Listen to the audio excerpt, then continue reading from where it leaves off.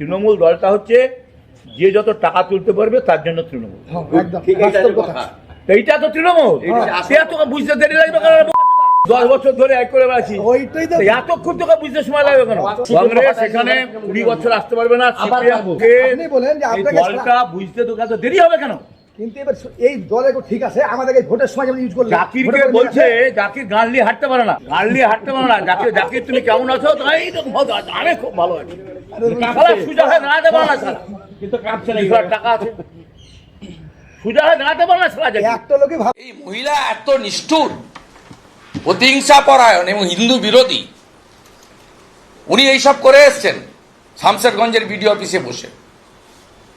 আর ওকে তৃণমূলের যে গুলো, এই কানাই মণ্ডল শুনছেন না, নবগ্রামের এমএলএ, কালকে বলছে ওই যে তৃণমূল তো যে যার টাকা আছে টাকা তুলতে পারবে, চুরি করতে পারবে, সেই তৃণমূল। বলছে জাকির অসুস্থ, মুখ্যমন্ত্রী বলছেন জাকির তুমি কেমন আছো? জাকির বলছে আমি ভালো আছি। কানাই মণ্ডলের কথা, এসব বুদ্ধি ওইখানে সুতিতে শামশেরগঞ্জে বসে উনি কি করে 22টা আসন জেতা যায় মুর্শিদাবাদে, হিন্দুদেরকে জব্দ করে তার পরিকল্পনা করেছেন, তখন ওরা বলেছে।